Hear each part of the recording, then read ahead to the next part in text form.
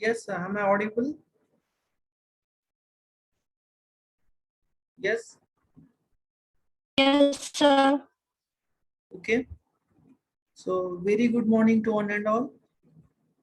So, last class we have seen that introduction and syllabus discussion of second unit, that is what magnetic circuits and single phase transformer. Okay. So, as per our previous discussion, let me once again revise that terms which we have discussed already.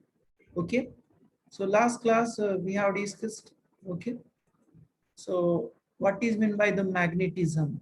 Okay, whenever the current flows through the conductor, it may be either AC or DC current. It will going to create the magnetic field around the conductor. Okay, so that magnetic field influenced by the amount of current passing through that conductor, and also it is uh, whether it is time changing or we can say that time varying quantity based on the voltage source. If it is DC, the magnetic field produced by that one will be a constant, or its value don't going to change. Okay, but whenever we connect the AC power supply to that conductor, at that time the magnetic field produced by that AC supply, it will be a time changing quantity. Okay, so yesterday's class also we have seen that the direction of magnetic field produced around the conductor and current flowing through that conductor. Okay, that direction is given by the right hand thumb rule. Okay, as per our previous class discussion, we have seen that current flowing through the conductor and magnetic field direction can be uh, known with respect to one another. Okay, means what? Referring the current direction, we can decide the magnetic field direction.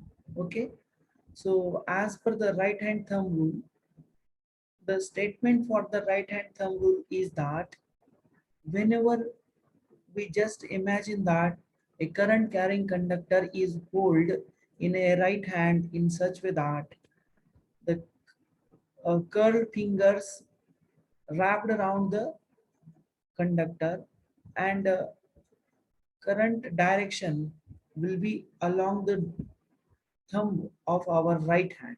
Okay, in that case the magnetic field direction will be along the curled fingers or folded fingers. Okay, this much part we have discussed. Okay, so let me tell me once again in Marathi. Okay, आपण last class मध्ये बघा magnetic circuit किंवा magnetism म्हणजे काय याच्याबद्दल discussion केलेलं आहे. आणि मॅग्नेटिझम हे एखाद्या करंट कॅरिंग कंडक्टर मध्ये कसं प्रोड्यूस होतं हे पण आपण पाहिलेलं आहे.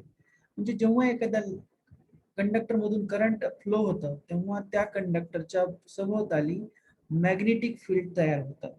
आता ही मॅग्नेटिक फील्ड तयार होतं हे सुरुवातीला H.C. ओरस्टेड नावाच्या सायंटिस्टनं सुरुवातीला सांगितलं. ठीक आहे, आणि H.C. ओरस्टेड नावाच्या सायंटिस्टनं एक रूल सांगितला की ज्या रूलच्या अकॉर्डिंग करंटची डायरेक्शन आणि मॅग्नेटिक फील्डची डायरेक्शन या दोघांमध्ये आपण कंपॅरेटिव्हली सांगू शकतो की मॅग्नेटिक फील्डची डायरेक्शन ही कशी आहे. ठीक आहे, तर H.C. ओरस्टेड यांनी जे काही डेव्हलप केलेलं आहे राईट हँड थंब रूल, त्या राईट हँड थंब रूलच्या अकॉर्डिंग जर आपण एखादा करंट कॅरिंग कंडक्टर किंवा एखादी करंट कॅरिंग वायर जर आपण आपल्या उजव्या हातामध्ये पकडली, असं इमॅजिन करा. ऍक्च्युली ती पकडू नका, पण इमॅजिन करा. तर आपला अंगठा, उजव्या हाताचा अंगठा हा करंटची डायरेक्शन इंडिकेट करेल, आणि आपले जे काही फोल्डेड फिंगर्स आहेत, जे काही फोल्ड केलेले बोट आहेत, ते त्या मॅग्नेटिक फील्डची डायरेक्शन दाखवतील. आता या डायग्राम मध्ये तुम्हाला दिसत असेल बघा की इथे एक कॉईल आहे. तत्पूर्वी आपण याच्या अगोदरच एक पाहू शकतो. ठीक आहे, सी ओव्हर हियर. आता इथल्या या डायग्राम मध्ये जर तुम्ही पाहिलं तर आपण राईट हँड जर आपण त्या रॉड भोवती असा रॅप केला तर तुम्हाला दिसून येईल, तुम्ही जर असं म्हणजे ते हे जे आहे रॉड आहे त्याच्या खालच्या बाजूने जर आपले बोट वरच्या साईडनं फोल्ड केले तर तुम्हाला ते असं दिसून येईल की आपल्या करंटची डायरेक्शन ही कशी आहे, डाऊनवर्ड आहे आणि आपलं मॅग्नेटिक फील्ड हे या वरच्या टोकापासून खालच्या टोकाकडे जात आहे. म्हणजे इथं ऍक्च्युअली बघा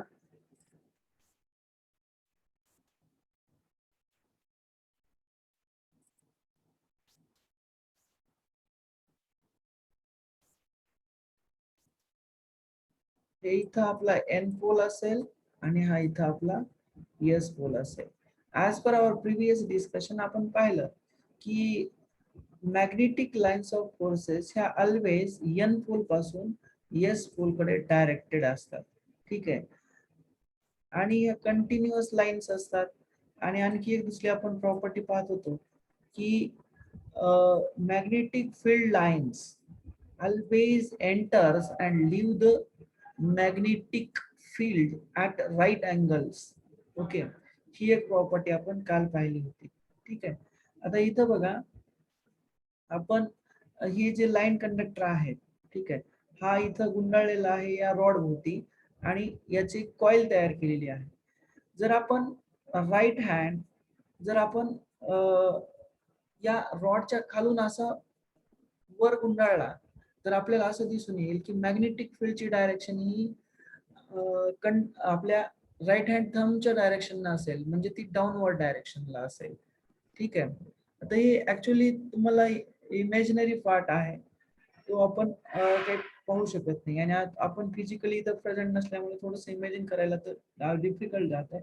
जसं की मी तुम्हाला काल दाखवत होतो की पेनामध्ये बघा वरच्या डायरेक्शन जर करंट फ्लोची डायरेक्शन असेल म्हणजे पेनाच्या टिपकडे, तर कर्ल फिंगर म्हणजे त्या डायरेक्शनने त्याची मॅग्नेटिक फील्डची डायरेक्शन असेल. ठीक आहे, आता इथं इमॅजिन करा की हा जो रॉड दिसतोय त्याच्या असे खालून आपण जर बोट घालून वर असं रॅप करत आलो तर तुम्हाला दिसेल की आपला अंगठा हा खालच्या बाजूने जातोय. आपला अंगठा हा खालच्या बाजूने जातोय म्हणजे मॅग्नेटिक फील्डची डायरेक्शन ही डाऊनवर्ड डायरेक्शनला आहे. म्हणजे एन पोल पासून इथं बघा हे ॲरो जे दिसत आहेत ना ब्लॅक, हे ॲरो हे मॅग्नेटिक फील्डची डायरेक्शन दाखवतील किंवा मॅग्नेटिक लाईन्स ऑफ फोर्सेसची डायरेक्शन दाखवत आहे. मग आपण काल पाहिलं होतं की एन पोल पासून ह्या मॅग्नेटिक फील्डच्या डायरेक्शन बाहेर निघतात आणि एन पोल पासून मॅग्नेटिक लाईन्स ऑफ फोर्सेस बाहेर निघतात आणि एस पोल कडे त्या टर्मिनेट होतात किंवा तिथं त्या एंड होतात. हा आपण कालचं डिस्कशन पाहिलं होतं. ठीक आहे, आज आपण पाहणार आहोत मॅग्नेटिक सर्किट आणि मॅग्नेटिक सर्किटच्या वेगवेगळ्या टर्मिनॉलॉजीज ज्या की खूप इम्पॉर्टंट आहेत, ज्यांच्या व्यतिरिक्त आपल्याला मॅग्नेटिक सर्किट समजणं हे खूप अवघड जातं. म्हणून आपलं काम आहे की आपण सुरुवातीला त्या टर्म्स ज्या काय आहेत मॅग्नेटिक सर्किटच्या रिलेटेड त्या आपण स्टडी करणार आहोत. ठीक आहे, I hope previous discussion is clear to all. Okay, whether it is clear or not, please let me know if it is any doubt regarding that. Yesterday's discussion, please let me know. Anyone, please ask me any doubt regarding for previous lecture or yesterday's lecture. Yes, anyone? Anyone want to ask something? Please let me know. Any doubt is regarding yesterday's class. Okay. Yes, any doubt is there? Yes, No, sir.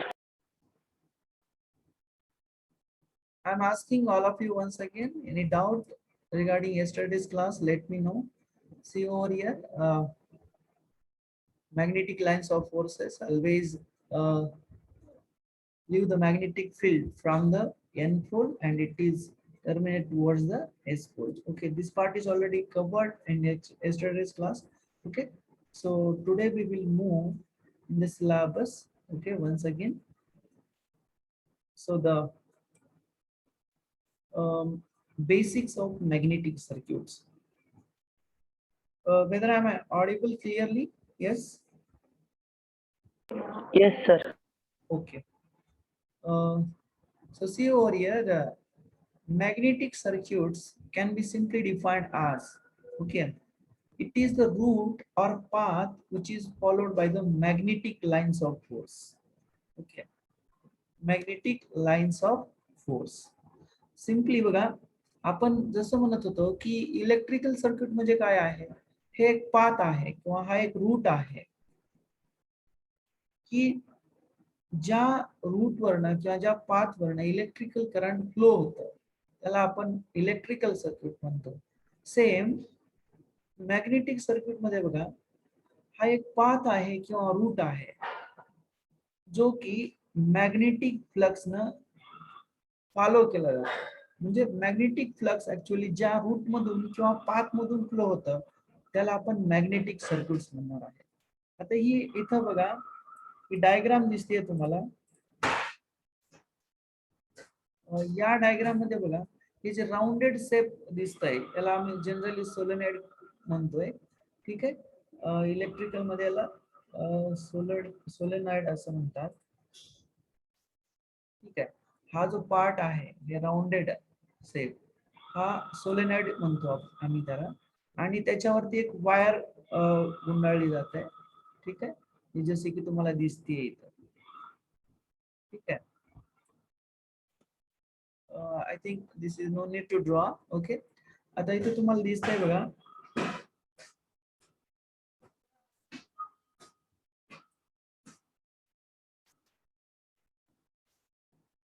Yes. ठीक आहे, हे जे circular दिसतंय हा solenoid आहे आणि त्याच्यावरती coil गुंडाळलेली आहे म्हणजे वायर गुंडाळलेला आहे याच्यावरती. ठीक आहे, मग आता आपल्याला मॅग्नेटिक सर्किटचे डेफिनेशन इथं पाहिजे. Magnet, according to the definition of magnetic circuit, it is the route or path which is followed by the magnetic flux. त्यांना काय म्हणायचं बघा की मॅग्नेटिक फ्लक्स हे ज्या रूटनं फ्लो होतं किंवा ज्या पाथनं फ्लो होतं त्या पाथला किंवा त्या रूटला आपण मॅग्नेटिक सर्किट म्हणणार आहोत. जसं की बघा, आता इथं कॉइल ही गुंडाळलेली आहे. ठीक आहे, आणि ज्याच्यामधून आई नावाचा करंट फ्लो होत आहे. त्याच्यामुळे बघा, इथं मॅग्नेटिक फील्ड तयार होत आहे, मॅग्नेटिक लाईन्स ऑफ फोर्सेस तयार होत आहे. हे जे ब्लॅक एरो दिसत आहेत इथं, मी एरो पॉइंटर स्लाइड करतोय बघा, तिथे पहा की ह्या मॅग्नेटिक लाईन्स ऑफ फोर्सेस आहेत. या मॅग्नेटिक लाईन्स ऑफ फोर्सेस आहेत. आता तुम्ही म्हणाल सर की आमच्याकडे वायर आहे त्याच्यामधून करंटही जात आहे पण आम्हाला मॅग्नेटिक फील्ड काही दिसत नाहीये. तर ह्या काय आहेत, इमॅजिनरी लाईन्स ऑफ फोर्सेस आहेत. पण त्यांचं रिअलायझेशन हे आपल्याला कधी कळतं, जेव्हा एखादा आपण मॅग्नेटिक कंपास त्याच्या जवळ आणू त्यावेळेस तो मॅग्नेटिक कंपास हा रिफ्लेक्ट होईल किंवा डिफ्लेक्ट होईल. म्हणजे त्याचा पॉइंटर हा according to the direction of magnetic field it will be going to align. म्हणजे तो आपला कंपास मध्ये जो काही निडल आहे, जे काही पॉइंटर आहे तो तिथं डिफ्लेक्ट करेल. ठीक आहे, म्हणजे तुम्हाला तिथं मॅग्नेटिक फील्ड असल्याचं दिसून येईल. आता ह्या इमॅजिनरी लाईन्स आहेत, मॅग्नेटिक फ्लक्स लाईन किंवा मॅग्नेटिक फोर्स लाईन ह्या इमॅजिनरी लाईन असतात. मग मॅग्नेटिक फ्लक्स लाईन किंवा मॅग्नेटिक फोर्स लाईन ह्या ज्या पाथ मधून किंवा ज्या रूट मधून ट्रॅव्हल करतात किंवा ज्या रूट मधून जर्नी करतात त्या रूटला आपण मॅग्नेटिक सर्किट म्हणणार आहोत. आता इथं बघा, ही जी डॉटेड लाईन दिसतीये ही मॅग्नेटिक फ्लक्स लाईन आहे किंवा मॅग्नेटिक फोर्स लाईन आहे, जी की या रूट वरून फिरतीये किंवा इथून ही ट्रॅव्हल करतीये. मग हे जे काही सर्क्युलर स्ट्रक्चर आहे याला आपण मॅग्नेटिक सर्किट म्हणणार आहोत. ठीक आहे, ठीक आहे, याला आपण मॅग्नेटिक सर्किट म्हणणार आहोत. आता ही युजफुल इथं बघा, इथं फ्लक्स दिसत आहे. फ्लक्स म्हणजेच magnetic flux line. Okay, magnetic flux line आपण ही पाहणार आहोत टर्म काय आहे ऍक्च्युअली. ठीक आहे, आता इथे युजफुल फ्लक्स आणि फ्रिंगिंग या गोष्टी आपल्याला पुढे समजणार आहे. पण ही मॅग्नेटिक सर्किट हे असं असतं, हे एवढं मात्र इथं लक्षात ठेवा. युजफुल फ्लक्स आणि फ्रिंगिंग हे आपल्याला पुढे पाहायचं आहे. ठीक आहे, आपण आता मात्र एवढंच लक्षात ठेवणार आहोत की हे मॅग्नेटिक सर्किट आहे. म्हणजे मॅग्नेटिक सर्किट याचं मिनिंग आहे की पाथ किंवा रूट ज्याच्यामधून मॅग्नेटिक फ्लक्स लाईन ह्या ट्रॅव्हल करतात त्याला आपण मॅग्नेटिक सर्किट म्हणणार आहोत. ठीक आहे, मग मॅग्नेटिक सर्किटची पहिली टर्म्स आहे magnetic flux. Magnetic flux. Okay, so magnetic flux, it is called it as magnetic forces of line. Okay, म्हणजे मॅग्नेटिक फ्लक्सला आपण मॅग्नेटिक फोर्स ऑफ लाईन असं म्हणतो. आणखी त्याला ऑब्लिक मध्ये नाव काय आहे मॅग्नेटिक फ्लक्सला? Magnetic forces of line. म्हणजे ज्या लाईनच्या अकॉर्डिंग मॅग्नेटिक फोर्स हा एक्झर्ट होतो त्याला आपण मॅग्नेटिक फ्लक्स लाईन किंवा मॅग्नेटिक फोर्स लाईन असं म्हणणार आहोत. ठीक आहे. The magnetic lines of force produced by a magnet is called as a magnetic flux. म्हणजे एखादा जर मॅग्नेट आपण ॲटमॉस्फिअर मध्ये सस्पेंड केला किंवा एखाद्या टेबल वरती ठेवला तर त्याच्यातून imaginary magnetic lines of forces या प्रोड्यूस होतात. जसं की मी तुम्हाला मागाशी दाखवलं इथल्या डायग्राम मध्ये बघा. हे एक इलेक्ट्रोमॅग्नेट आहे. मी तुम्हाला काल पण सांगितलं की इलेक्ट्रोमॅग्नेट म्हणजे काय असतं. इलेक्ट्रोमॅग्नेट म्हणजे एखाद्या कंडक्टर मधून करंट फ्लो झाल्यानंतर त्याच्यामध्ये जे मॅग्नेटिक फील्ड तयार होतं जे की इलेक्ट्रिकल मुळे होतं म्हणून त्याला इलेक्ट्रोमॅग्नेट म्हणतात. मग या इलेक्ट्रोमॅग्नेट मुळे जे काही लाईन्स ऑफ फोर्सेस बाहेर निघतील त्याला आपण मॅग्नेटिक फ्लक्स म्हणणार आहोत. आता या डायग्राम मध्ये तुम्ही इथं पहा की या कंडक्टर मधून करंट फ्लो होते कारण त्याला डीसी व्होल्टेज आपण इथं अप्लाय केलेला आहे. त्याच्यामुळे काय होतंय की इथून मॅग्नेटिक लाईन्स ऑफ फोर्सेस या बाहेर निघतायत. म्हणजे हा एन पोल आहे जसं की आपण असं मगाशी डिस्कशन केलं आणि हा एस पोल आहे. ठीक आहे. मग ह्या ज्या मॅग्नेटिक लाईन्स ऑफ फोर्सेस आहेत ह्या ज्या मॅग्नेटिक लाईन्स ऑफ फोर्सेस आहेत त्याला आपण काय म्हणणार आहोत? Magnetic flux. त्याला आपण म्हणणार आहोत magnetic flux. Okay, so I think this magnetic flux, everybody clear to this term? Yes, yes. Yes, sir. Okay, Yes, sir. okay. Now this magnetic flux, it is a physical quantity, so it should have a symbol. Okay, मग या magnetic flux ला आपण five ने denote करणार आहोत. ठीक आहे, five ने डिनोट करणार आहोत. तिथे दिसतंय बघा तुम्हाला ब्रॅकेट मध्ये magnetic flux it is represented by five. Okay, it is a physical quantity, so it should have or it must have the unit for it. Okay, so unit for this uh, magnetic flux is what? Vapor. Okay, I'm highlighting that one. The unit for this one is what? Vapor. Okay,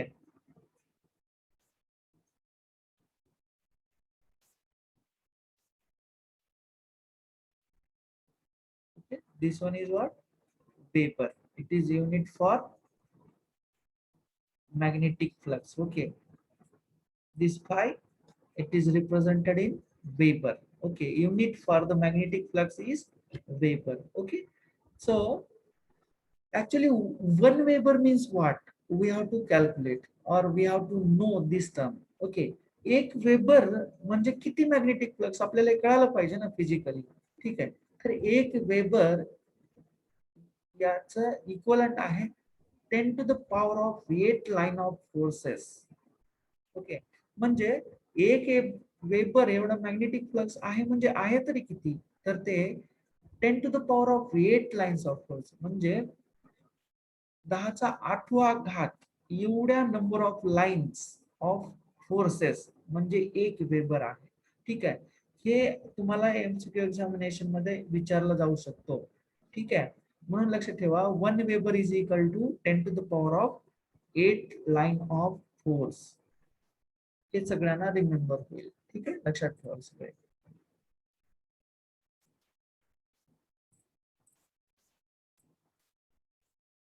okay, next I think this part is clear. Okay, this is the most important terms in a magnetic circuit, that is what? Magnetic flux. Okay, whether it is clear to all? Yes, sir. Okay, Yes, sir. okay, so we will move in the next. Okay, see over here, magnetic flux density. Okay, so magnetic flux density. What is meant by the magnetic flux density? Okay, so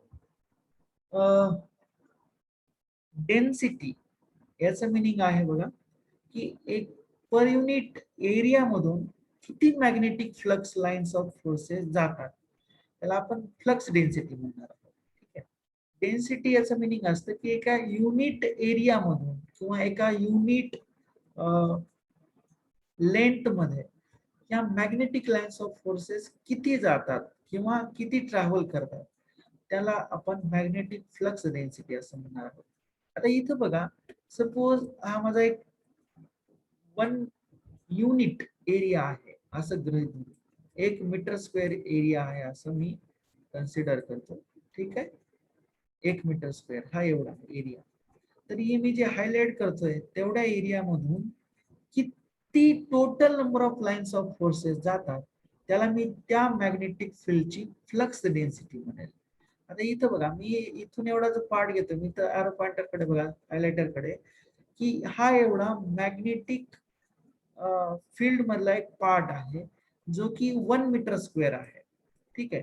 मग त्या 1 metre square area मधून किती magnetic lines of forces जातात त्याला आपण magnetic flux density म्हणणार आहोत. त्याला आपण काय म्हणणार आहोत? Magnetic flux density. So the total number of lines of forces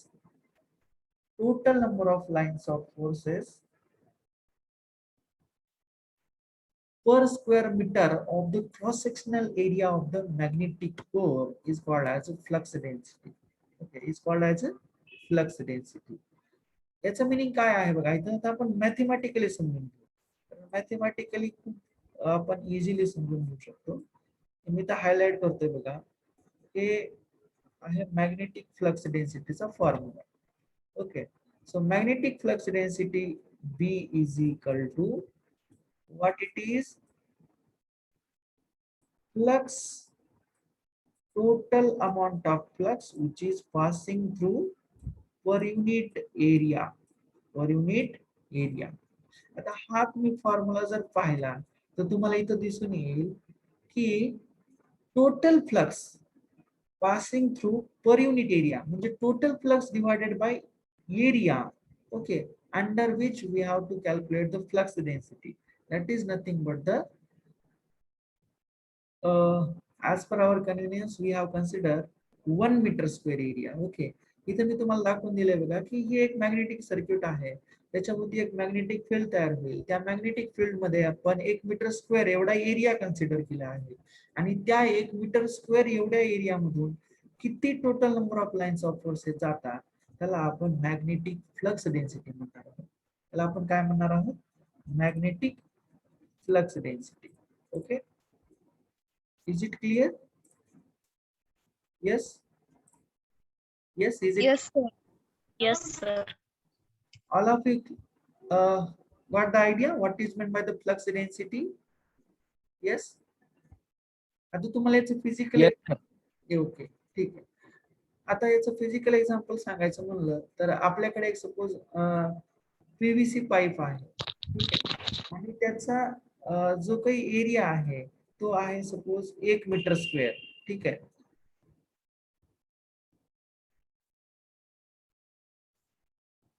Just wait. This we have a one PVC pipe. Okay, hollow pipe is there. Okay, so its area is 1 metre square. Okay, 1 metre square त्याचा area आहे. तर magnetic lines of forces काय असतील की एवढ्या cross sectional area मधून किती magnetic forces of lines जातात त्याला आपण काय म्हणणार आहोत? त्या मॅग्नेटिक फील्डची किंवा त्या मॅग्नेटिक सर्क्यूटची आपण मॅग्नेटिक फ्लक्स डेन्सिटी म्हणणार आहोत. आता 1 मीटर स्क्वेअर एवढा पीव्हीसी पाईप आहे, त्याचा इंटरनल सरफेस एरिया. तर त्याच्यामधून किती पाणी जाईल म्हणजे आपलं आपण तिथे सांगू शकतो की एवढा डेन्सिटीचं मॅग्नेटिक फील्ड आहे. ठीक आहे. सिंपल आहे मॅग्नेटिक फ्लक्स डेन्सिटी. म्हणजे मला काय म्हणायचं आहे की 1 मीटर स्क्वेअर एवढ्या एरिया मधून किती number of lines of forces जातात त्याला आपण काय म्हणणार आहोत? Magnetic flux density. मग मॅग्नेटिक फ्लक्स डेन्सिटी ही एक फिजिकल क्वांटिटी आहे. मग तिला आपल्याला डिनोट करावं लागेल कसं तरी. मग आपण ते डिनोट कसं करणार आहोत, तर बी या टर्मला डिनोट करणार आहोत. त्या बी या सिम्बॉलनं त्याला आपण रिप्रेझेंट करणार आहोत. तिथे तुम्हाला दिसतंय B. Okay, capital B is referred as magnetic flux density. Okay, magnetic flux density. Okay, so formula for this magnetic flux density is phi upon A. Okay, so tell me, any one of you, what is the unit of magnetic flux density? Yes, Weber per meter square. Weber per metre square. कारण तुम्ही physics मध्ये first chapter मध्ये पाहिलं असेल की measurement. Okay, in that measurement you have seen that types of quantities and their units and dimension.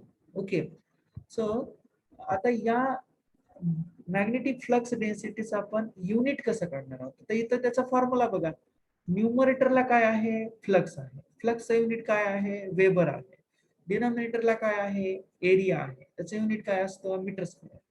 मग finally याचं unit काय होईल, मग weber metre square. Weber per metre square. Okay, याचे युनिट काय होईल मग, weber per metre square. So be remember that as a point of examination view, this is very important. Okay, there is a chances to ask the what is the unit of flux density.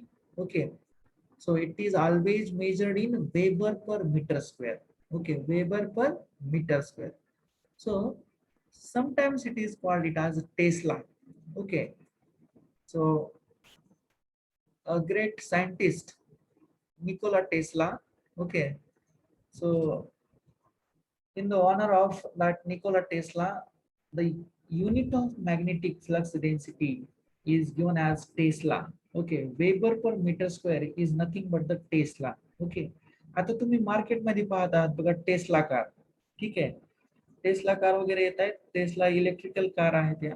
ठीक आहे, तर Tesla, Nikola Tesla हा एक AC engineer होता, किंवा आपण त्याला म्हणू की ज्यानं एसी करंट हे इन्व्हेंट केलं.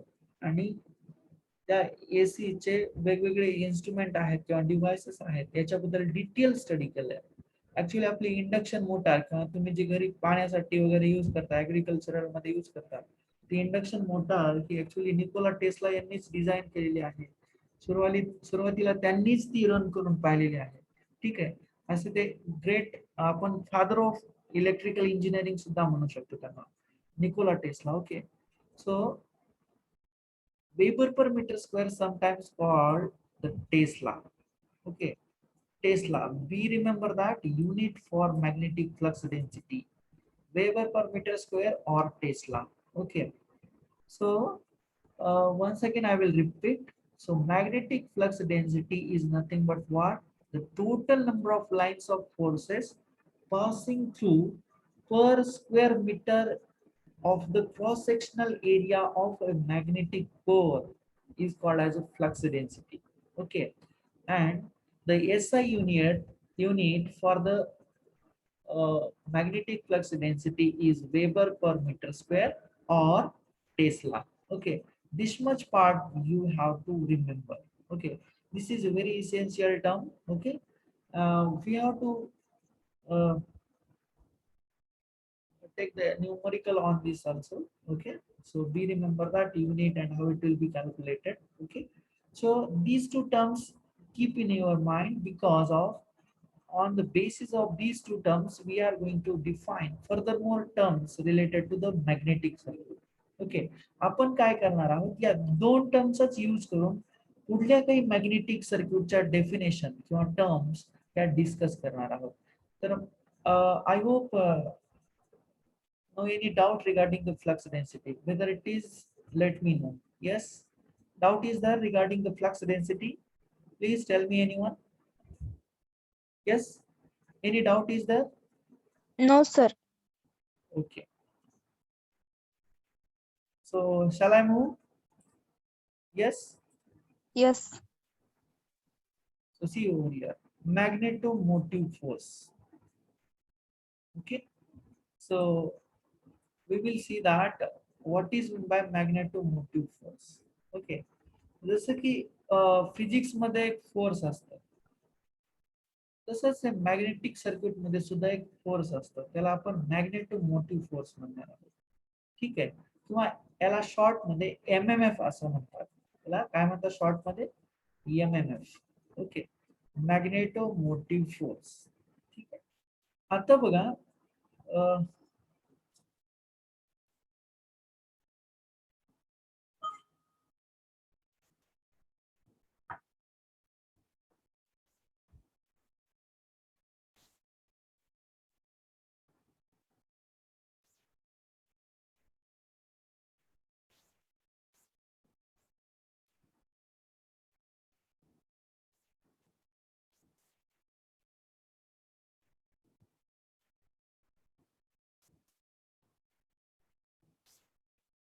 ही डायग्राम दिसते तुम्हाला इथं? Yes, yes, Yes, sir. okay, so see over here, with the help of this diagram, we will come to know the what is meant by magnetomotive force. Okay,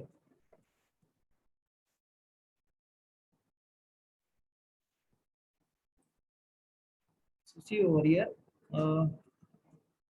magnetomotive force is nothing but what? It is the product of number of turns of coil into total amount of current flowing through that coil is nothing but the magnetomotive force. Okay, आता इथं बघा या फॉर्म्युल्यावरून तुम्हाला असं लक्षात येईल की N into I. N is represents the total number of turns of the coil. Okay, and I represents the amount of current which is passing through or flowing through that conductor. Okay, या simple फॉर्म्युल्यावरून तुम्हाला दिसून येईल की actually magnetic force किंवा magnetomotive force काय असतं. ठीक आहे, MMF is nothing but what? It is the product of total number of turns of a coil into amount of current flowing through that coil. Okay, amount of current flowing through that coil. Okay, so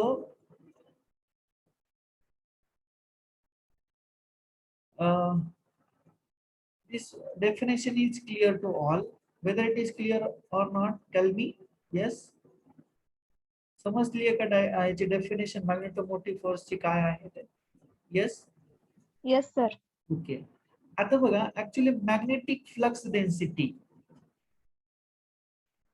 magnetic flux आणि magnetomotive force आणि नंतर येणारी quantities magnetic flux intensity, या सगळ्याच्या सगळ्या terms या एकमेकांना related आहेत आणि त्या सगळ्याच्या सगळ्या terms current, number of turns, material of magnetic core and length of core and cross sectional area of the core याच्याशी रिलेटेड आहे. ठीक आहे, मी तर अंडरलाईन करतोय बघा, या जे सगळ्याच मॅग्नेटिक क्वांटिटीज आहेत या सगळ्या कशावरती डिपेंड आहेत? Current flowing through the coil, number of turns of the coil, material of the coil and material of the magnetic core, length of the magnetic core and cross sectional area of the core. हा point सुरुवातीला सगळ्यांनी लक्षात ठेवा. आता या गोष्टी आपण पुढे रिअलाइज करणार आहोत की मॅग्नेटिक फ्लक्स डेन्सिटी ही करंट वरती, नंबर ऑफ टर्न्स वरती, मटेरियल ऑफ मॅग्नेटिक कोअर किंवा लेंथ ऑफ कोअर आणि cross sectional area of core ही कसं काय डिपेंड आहे. आपण प्रिव्हियस स्लाइड मध्येच पाहिलं की नाही, आपलं मॅग्नेटिक फ्लक्स काय असतो? फाय. मॅग्नेटिक फ्लक्स डेन्सिटी काय असते? फाय अपॉन ए. तर ए म्हणजे काय असतं ऍक्च्युअली? हा एरिया आहे कुणाचा? मॅग्नेटिक फील्ड मध्ये असणाऱ्या मॅग्नेटिक कोरचा तो एरिया आहे, क्रॉस सेक्शनल एरिया आहे. आता इथं बघा की जे सर्क्युलर सोलेनॉइड कॉइल दिसतेय, तिला जर आपण कट केलं तर तिचा क्रॉस सेक्शनल एरिया दिसेल. म्हणजे मॅग्नेटिक फ्लक्स डेन्सिटी ही कशावरती डिपेंड असते?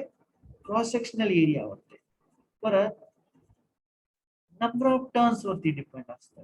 म्हणजे इथं नंबर ऑफ टर्न्स किती आहेत, किती नंबर ऑफ टर्न्स आहेत म्हणजे कॅपिटल एनच्या वरती ती डिपेंड असतं.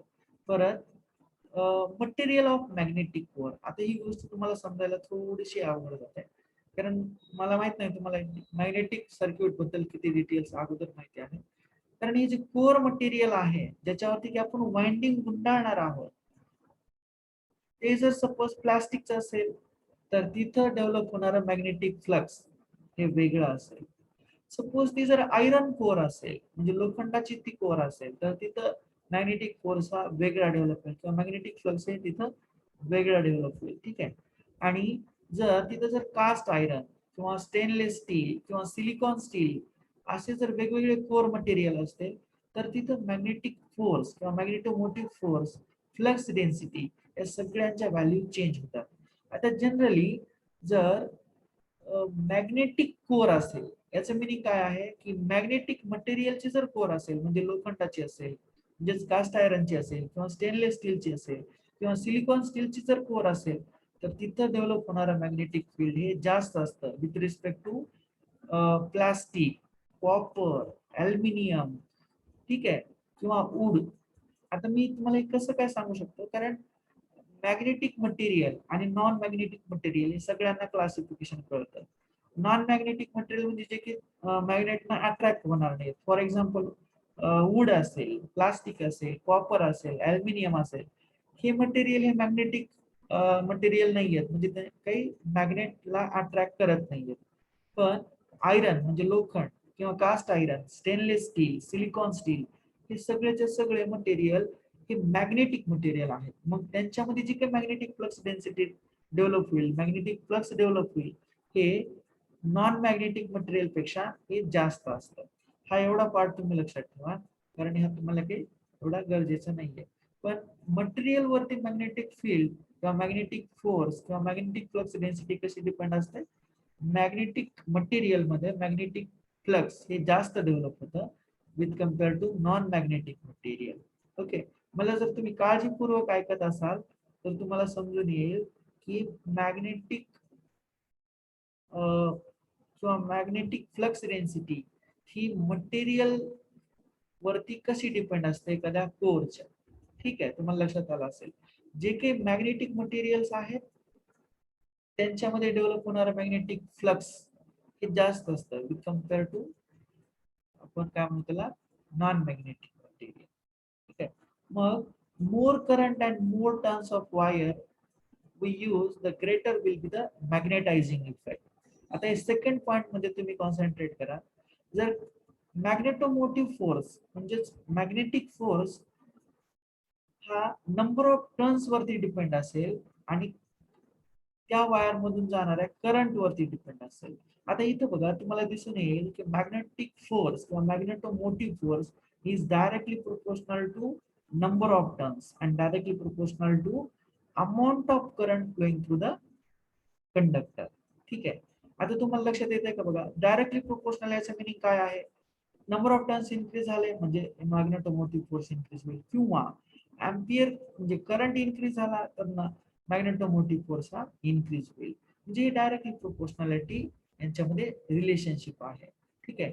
म्हणजे मला काय म्हणायचं बघा, जर करंट इन्क्रीज झाला तर मॅग्नेटोमोटिव्ह फोर्स इन्क्रीज होईल, नंबर ऑफ टर्न्स इन्क्रीज केले तर मॅग्नेटोमोटिव्ह फोर्स इन्क्रीज होईल. ठीक आहे. दिस ability of the coil to produce a magnetic flux is called as a magnetomotive force. Okay. मग ही जी काही कॉइलची एबिलिटी आहे, जसं की आपण लास्ट लेक्चर मध्ये पण डिस्कस केलेलं आहे की एखाद्या कॉइल मधून करंट जातं तेव्हा त्याच्यामध्ये मॅग्नेटिक फ्लक्स डेव्हलप होतं आणि जे काही मॅग्नेटिक फ्लक्स डेव्हलप होतं त्या प्रॉपर्टीला त्या कॉइलच्या मॅग्नेटोमोटिव्ह फोर्स म्हणतात. ठीक आहे. The ability of coil to produce a magnetic flux is called the magnetomotive force. Okay. Sometimes they will ask you in such a manner. Okay. The ability of the coil to produce a magnetic flux is called dash dash dash. They will give you option: magnetic flux density, magnetic flux intensity, magnetomotive force. Okay. So you have to hit the correct option magnetomotive force. याच्यावरती MCQ कसा विचारला जाईल? The ability of coil to produce a magnetic flux is called. ठीक आहे, मग खाली 2-3 option देतील तुम्हाला. Magnetic flux density, magnetic flux intensity. Fourth option देतील मॅग्नेटोमोटिव्ह फोर्स. ठीक आहे, तर तुम्हाला तिथं करेक्ट ऑप्शन चूज करायचा मॅग्नेटोमोटिव्ह फोर्स. ठीक आहे, आय होप तुम्हाला मॅग्नेटोमोटिव्ह फोर्स समजला असेल. काही डाऊट आहे का मला सांगा, कारण सिंपल इथे डेफिनेशन अवेलेबल आहे आणि त्याचं न्यूमरिकल किंवा मॅथमॅटिकल एक्सप्रेशन पण अवेलेबल आहे. त्यावरून आपण निश्चितच मॅग्नेटोमोटिव्ह फोर्सची आयडिया आपल्याला येऊ शकते. ठीक आहे, yes, this magnetomotive force concept is clear to all. Yes, sir. Yes, sir.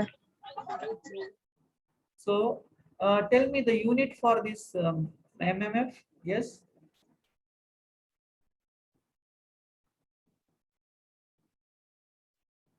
Yes.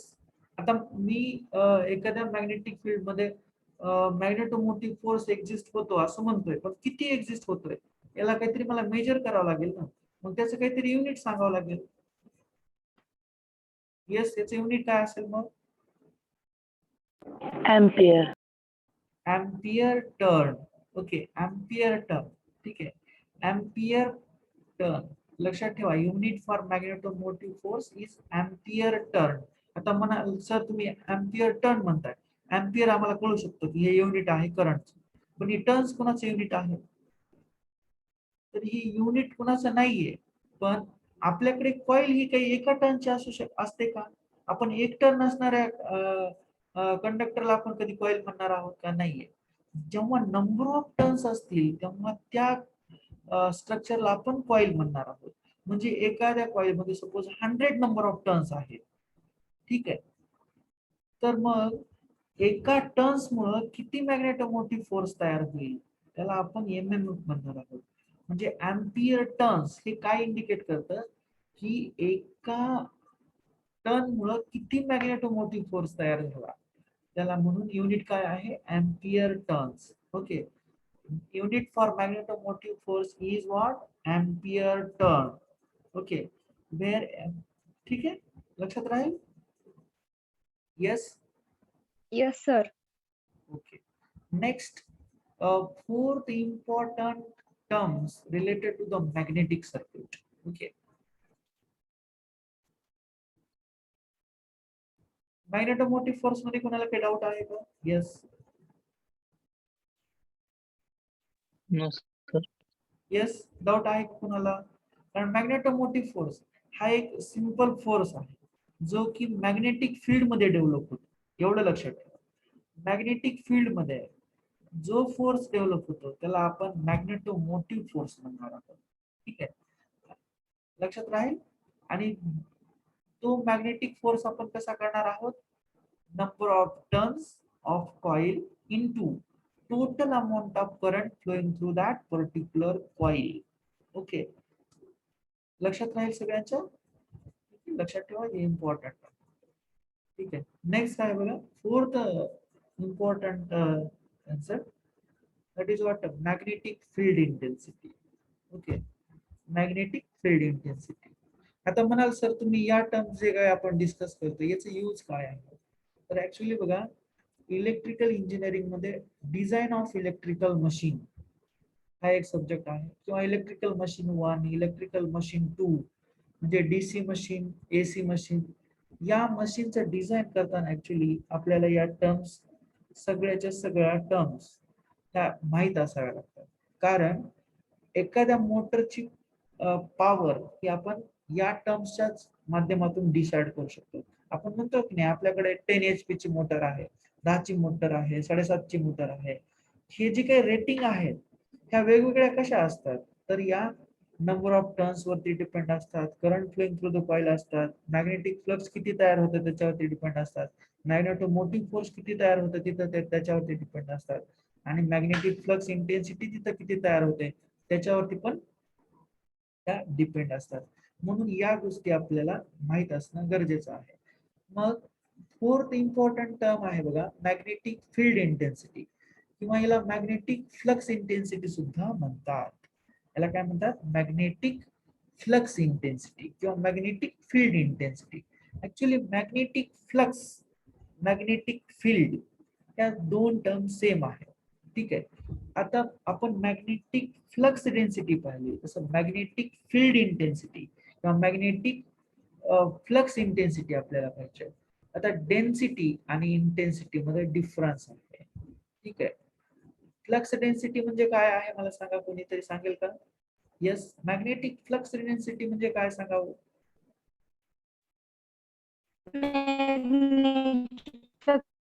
area across. Yes, तुमचा आवाज काही बरोबर नाही येत आहे, जरा थोडं व्यवस्थित सांगा, आवाज येत नाहीये तुमचा. हा सांगा, मॅग्नेटिक फ्लक्स डेन्सिटी काय असते? Magnetic flux upon area cross section. Yes. आणि आपण आता ही म्हणू की मॅथमॅटिकल डेफिनेशन झाली, पण मला सांगा प्रॅक्टिकल डेफिनेशन तुम्ही कशी सांगाल बरं याची? आता मी तुम्हाला मागाशी सांगत होतो की फाय अपॉन ए म्हणजे मॅग्नेटिक फ्लक्स डेन्सिटी, हा झाला त्याचं मॅथमॅटिकल एक्सप्रेशन किंवा मॅथमॅटिकल डेफिनेशन. किंवा याला आपण काय म्हणतो, क्वांटिटेटिव्ह डेफिनेशन. दुसरी डेफिनेशन असते क्वालिटेटिव्ह डेफिनेशन, म्हणजे ऍक्च्युली हे सांगतं काय, त्याचं मिनिंग काय प्रॅक्टिकली, ही दुसरी डेफिनेशन असते, त्याला आपण प्रॅक्टिकल डेफिनेशन म्हणतो. मॅग्नेटिक फ्लक्स डेन्सिटी म्हणजे काय म्हणून प्रॅक्टिकली सांगा बरं. जी की मी तुम्हाला सांगितली, जी की त्याची डेफिनेशन असते तर मेन्शन केली आहे, काय आहे सांगा. येस,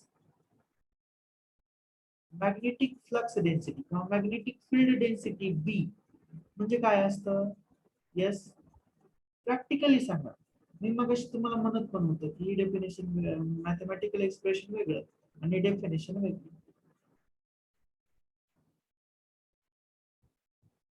मी मगाशी काय म्हणतो तुम्हाला, total number of magnetic flux line, total number of magnetic flux line passing through per unit area, ही झालं त्याचं प्रॅक्टिकल डेफिनेशन किंवा ऍक्च्युअल फिजिकल सिग्निफिकन्स म्हणून आपण. ठीक आहे. आता ही डेफिनेशन वगैरे एक नाही, flux upon per unit area is nothing but the magnetic flux density. पण मी काय म्हणतो, मॅग्नेटिक फ्लक्स डेन्सिटी किंवा magnetic field density is nothing but what, it is the total number of magnetic flux line passing through per unit area of the core material of a magnetic circuit. He definition मध्ये आणि या definition मध्ये फरक आहे की नाही? तर तो फरक काय आहे की प्रॅक्टिकल आणि किंवा त्याला क्वालिटेटिव्ह डेफिनेशन म्हणतो आपण, आणि दुसरी जे फॉर्म्युला आहे त्याला क्वांटिटेटिव्ह डेफिनेशन, म्हणजे त्याच्यामध्ये फक्त क्वांटिटी असतात. Flux upon area is nothing but magnetic flux density. तसं आपल्याला इथं मॅग्नेटिक फील्ड इंटेन्सिटी किंवा मॅग्नेटिक फ्लक्स इंटेन्सिटी पाहिजे आहे. ठीक आहे. हा पॉइंट सगळ्यांना क्लिअर आहे की मॅग्नेटिक फ्लक्स डेन्सिटी म्हणजे काय असतं. तर काय असतं, total number of magnetic flux line passing through per unit area is nothing but what, magnetic flux density. Similar to that of magnetic flux intensity, we have to introduce a new term, magnetic field intensity or magnetic field, sorry, flux intensity. It is generally denoted as capital H. Magnetic flux intensity, magnetic field intensity denoted as capital H, and magnetic flux density or magnetic field density denoted by capital B. Okay, so magnetic flux intensity, magnetic field intensity denoted by capital H. Okay, so we will see that what is meant by the magnetic field intensity. So see over here, the magnetic field intensity is the mmf per unit length along the path of flux. Is also known as a magnetic flux intensity and is represented by letter H. Its unit is ampere turns per meter. Ampere turns per meter. आता तुम्हाला एवढ्या statement मधून हे दिसून आलं असेल की magnetic flux density आणि मॅग्नेटिक फील्ड इंटेन्सिटी मध्ये डिफरन्स काय आहे. तिथं काय होतं बघा, मॅग्नेटिक काय होतं तिथं, magnetic total amount of magnetic flux line passing through the per unit area. So इथे काय आहे, mmf पर युनिट लेंथ. तिथं काय होतं, फ्लक्स पर युनिट एरिया होतं. तिथं काय होतं,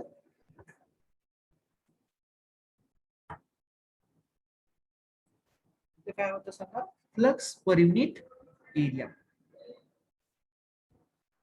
फ्लक्स पर युनिट एरिया. आणि इथं काय आहे, एमएमएफ पर युनिट लेंथ. हाच त्याच्यामध्ये डिफरन्स आहे. मग आता ही पुढची टर्म कॉमन आहे, along the path of flux, along the path of magnetic flux किंवा अलॉंग द मॅग्नेटिक सर्क्यूट. ठीक आहे. तर मॅग्नेटिक फील्ड इंटेन्सिटीची डेफिनेशन सगळ्यांना समजली आहे. येस. आता आपल्याला ही एमएमएफ नावाची टर्म ऑलरेडी माहित आहे की नाही? Yes, yes sir, no? Yes, sir. Okay. मग मी सुरुवातीला म्हणत होते की नाही तुम्हाला, या जे काही अगोदरच्या टर्म्स आहेत या पुढल्या टर्म्स डिसाइड करण्यासाठी इम्पॉर्टंट आहे. मग MMF per unit length is nothing but what, magnetic flux intensity किंवा magnetic field intensity. So mathematically we can write like this. आपण मॅथमॅटिकली याला असं रिप्रेझेंट करतो, H is equal to MMF upon length. H is equal to what, M M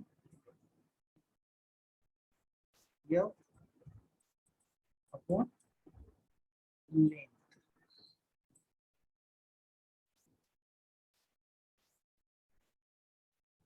ठीक आहे.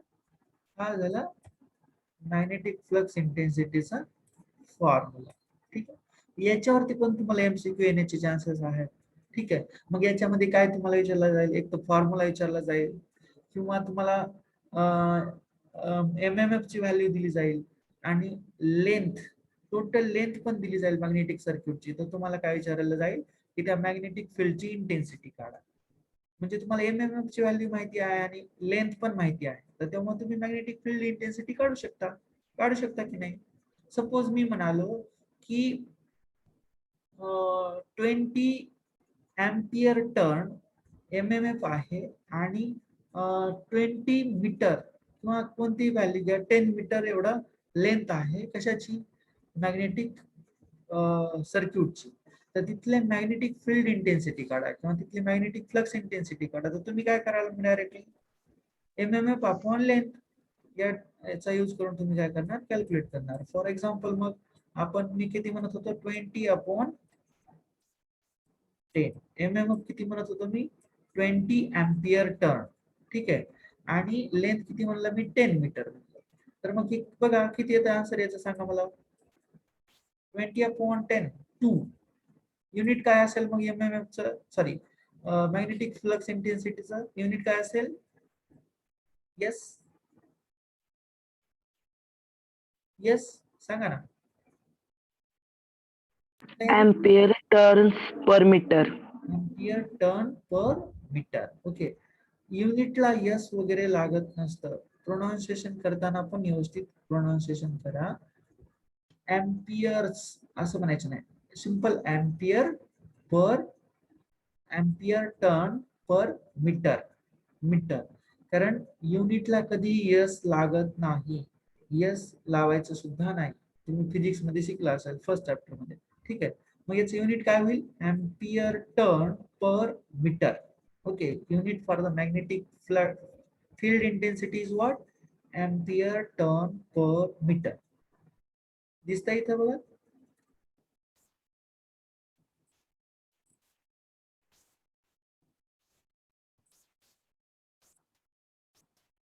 Yes.